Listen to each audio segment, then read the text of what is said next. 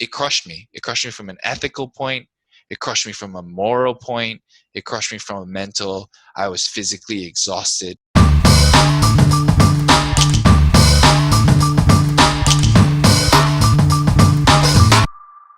I like to say that, things just kind of start to click eventually. That comes together.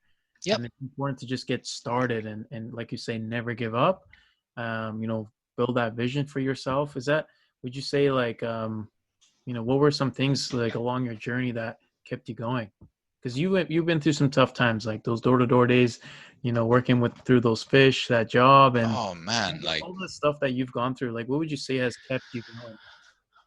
I'll give an example, right? Like even just leaving door to door, you know how tough that was, right? Growing a big team, to grow your team, you have to take them out in the field, convince them to do 100% commission. Then they got to be a leader, and then they got to hit their numbers, and they got to they got to teach them how to train, and then you got to take more people out in the field, and 14 times over, and then just leave it all. You're just like, oh, okay, well, I'm gone. And it was because of the immigration policies that changed. So that was the reason why I had to go, is because I went to UBC, Sauder School of Business, 4 years, got my Bachelor of Commerce and Marketing specialization. I then started working in Vancouver. So I was literally there for 7 years. They were like, you just need to leave and come back. And I was like, in this business, I can't leave for a month and come back, man. Like, doesn't work that way, right? Like I leave and I come back. Like there's nobody's gonna be here, so it's like I'm just gonna go, I guess. Like, and Ali was really upset. Everyone was really upset. There's nothing that could be done. We spoke to many lawyers, and it was U.S. or Spain, because I was my girlfriend at the time, and still is. Was like, she's from Barcelona, and I was like, look, we can either go there or there. What do you want to do? She was like, I don't care. And I was like, I prefer Spain. I was like, and she's like, why? I was like, because I would rather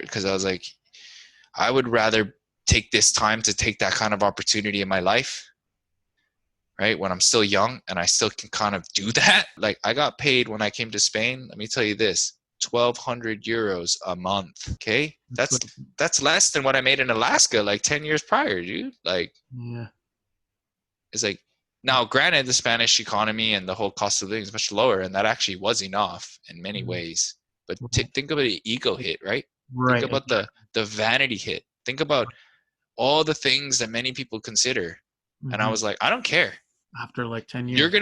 I was like, I'm going to go backwards. Definitely. I'm going to go from, a sales manager to like an account manager. Fine. Give it to me. I'm the first one here though. And I looked at the CEO and I was like, and I'll tell you right now, I'm going to blow this thing up. Yeah, buddy. and he was just like, and I still remember the first day they were sitting there and I was like, how long is your sales velocity? He's like, hey, 1-2 weeks. I was like, okay, watch this. Pick up the phone. Somebody called, picked it up, cold closed it, right? It's just like, I was like, boom, yeah, you want that? You want those t-shirts? Blah, blah, blah, blah, blah, blah. Bang, get a credit card. Perfect. Thank you so much. Boom. And they were both just looking at me like, never seen that before. And I was like, well, why would I let her off the phone if I just can close it right now? Right. They were just like, damn, this is a different level, right? So then we build, and you earn that respect right away, and then you build. So you built that all the way up. I mean, like, I don't know if you want to disclose how much you built that up to, but we're talking like big figures, Yeah, I mean, like we would do when I got there, we were doing we did 12 grand a month in sales, in revenue, top end revenues, total revenue in, so it's very little profit to work with. You're taking your cost of goods out.